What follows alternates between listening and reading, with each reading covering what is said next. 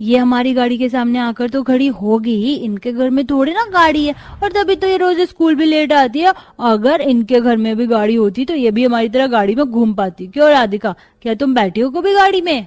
हमारे घर में भी बहुत जल्द गाड़ी आ जाएगी, फिर देखना, मैं भी तुम्हें अपनी गाड़ी के आसपास खड़ी नहीं होने दूंगी।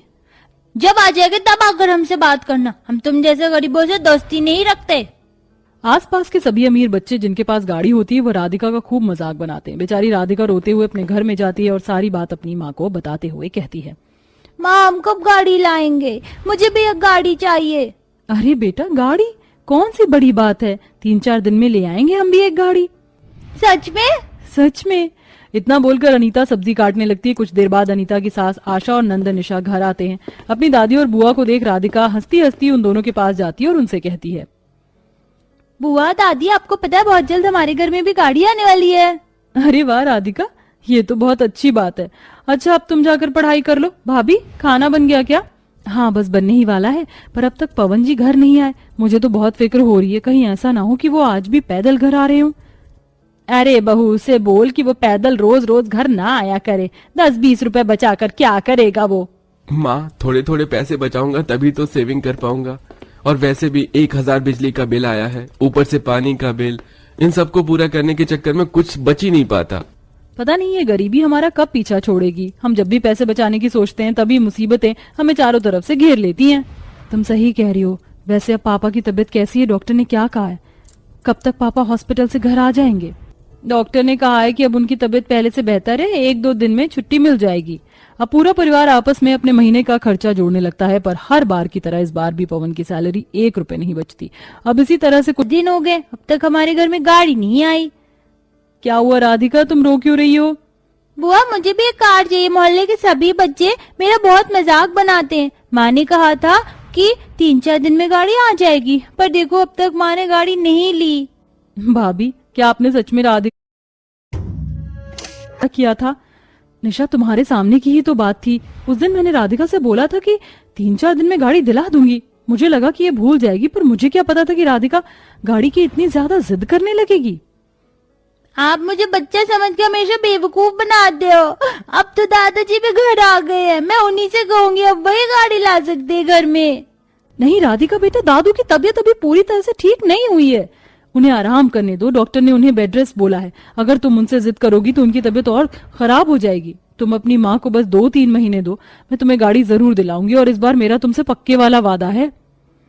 अरे बहू ऐसे झूठे वादे क्यों कर रही है उससे? भला हम गरीब कहाँ से लाएंगे गाड़ी? यहाँ पवन की कमाई से घर का खर्चा नहीं निकल पा रहा और तू उसे गाड़ी दिलाने का वादा कर रही है। माँ जी इस तरह तो हम कभी कुछ नहीं कर पाएंगे। माँ जी मैंने सोच लिया है कि अब मैं भी कोई काम करूंगी और अपनी बेटी के शौक पूरे करूंगी।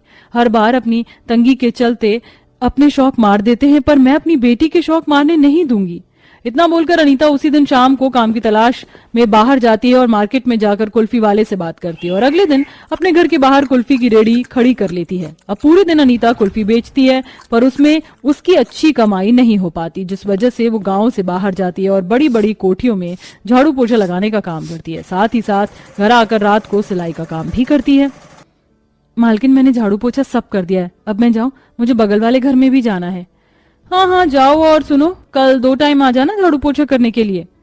माफ करना मालकिन, पर मैं 2 टाइम नहीं आ पाऊंगी। मैं 4 घरों में झाड़ू पोछे का काम करती हूँ, शाम को घर जाकर आइसक्रीम बेचती हूँ और कंपनियों में जाकर चाय देती हूँ, फिर 2 घंटे के लिए फैक्ट्री में जाती और रात को घर जाकर सिलाई करती हूँ।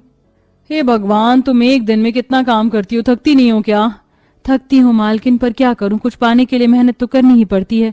इतना बोलकर अनीता दूसरी कोठी में जाती है और वहां पर फटाफट सारा काम खत्म करके कंपनियों में चाय देने जाती है और वहां पर चाय देकर कुल्फी बेचने लगती है। फिर फैक्ट्री में 2 घंटे काम करके घर आती है और घर आकर खाना बनाती है। अनीता को इतना मेहनत करता देख पूरा परिवार उससे कहता है, अनीता तुम क्यों इतनी मेहनत कर रही हो?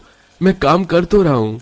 मैं इतनी मेहनत अपनी बेटी के लिए कर रही हूँ, उसके सपने पूरे करने के लिए। अब आप सब सो जाइए, बस मैं थोड़ी देर में काम खत्म करके सोऊंगी। भाभी रहने दो, आप सुबह 5 बजे उठकर रात के 12 बजे तक बस काम करती रहती हो। अभी का काम मैं कर दूंगी, आप थोड़ा आराम कर लो। निशा बिल्कुल सही कह रही है बहू, तेरे शरीर को भी आराम की जरूरत है। पवन निशा के कहने पर अनीता जाकर थोड़ा सा सिलाई का काम करके सो जाती है और सुबह सुबह उठकर सभी के लिए खाना बनाती है और घर का सारा काम खत्म करके फिर से कोठी में जाती है और वहाँ काम खत्म करके घर आती है और कुछ देर आइसक्रीम बेचती है और आइसक्रीम बेचकर कंपनी में जाकर एम्प्लॉइज को चाय देती है और वहां से सीधा फिर से फैक्ट्री जाती है।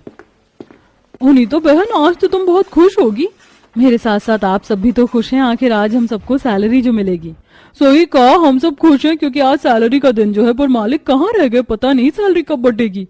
फैक्ट्री के सभी वर्कर मालिक का इंतजार करते हैं। कुछ देर बाद मालिक आकर सभी को सैलरी बांटता है और अनीता अपनी सैलरी लेकर घर जाती है और पैसे संभाल के रखती है। इसी तरह से दिन रात हर समय अनीता मेहनत करती है और एक एक पैसे जोड़ती है। इस तरह से 3 महीने बीत जाते हैं और एक दिन। माँ जी, पवन जी, निशा, पापा जी, ये देखो मैंने 3,90,000 जोड़ लिए हैं। चलिए ना अब चलकर एक गाड़ी लेते हैं। अभी राधिका भी स्कूल में है, जब वो स्कूल से आएगी तो आपने घर के बाहर खड़ी गाड़ी देखेगी तो बहुत खुश होगी। हाँ अनीता, चल रहे हैं, पर इस 3,90,000 को 4 लाख तो कर ले। रुको, तुम ये 10,000 मेरी सैलरी के जोड़ लो। अगर 10,000 आप इसमें मिला दोगे तो फिर घर कैसे चलेगा? अगर घर चलाने में दिक्कत होगी तो मैं कुछ पैसे मालिक से उधार ले लूंगा और अपनी सैलरी से धीरे धीरे कटवा लूंगा। इतना बोलकर पवन अनीता गाड़ी लेने के लिए शोरूम में जाते हैं, जहां शोरूम का एक वर्कर उनकी हालत देख उनसे बड़ी ही बेरुखी से बात करता है। हाँ भाई, अंदर कहाँ चले आ रहे हो, क्या चाहिए? अरे हम यहाँ गाड़ी लेने के लिए आए हैं। अरे गाड़ी लेनी है तो बाहर चलो, अंदर बहुत महंगी गाड़ी है, तुम्हारी औकात से बाहर की सेकंड हैंड की सारी गाड़ी बाहर खड़ी है। आप ये हमसे किस तरह से बात कर रहे हैं? आप अपने ग्राहक से क्या इसी तरह से बात करते हैं?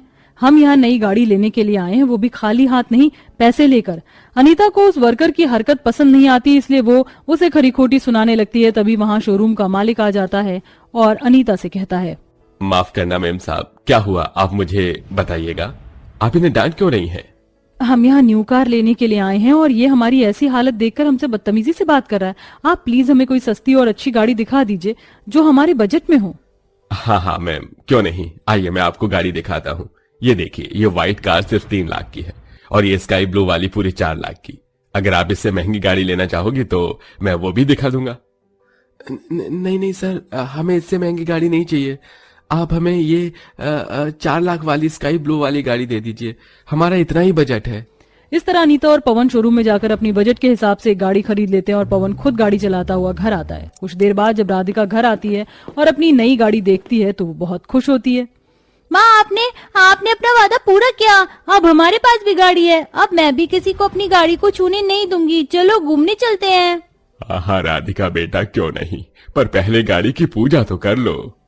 बहू, हमने सोच लिया, हम राधिका से ही इस गाड़ी की पूजा करवाएंगे और अपनी प्यारी राधिका के पैर के निशान भी इस गाड़ी पर लगवाएंगे। हाँ बिल्कुल सही कहा। आशा के कहने पर अनीता और पवन अपनी बेटी के हाथ से गाड़ी की पूजा करवाते हैं और उसके पैरों के निशान अपनी गाड़ी पर लगवाते हैं, जिसके बाद पूरा परिवार गाड़ी में बैठकर घूमने के लिए जाता है और वो सब नई गाड़ी के खूब मजे लेते हैं। आशा है ये कहानी आपको पसंद आई होगी। वैसे आपके पास कौन सी सवारी है, कार, बाइक या साइकिल? कमेंट में जरूर बताएं।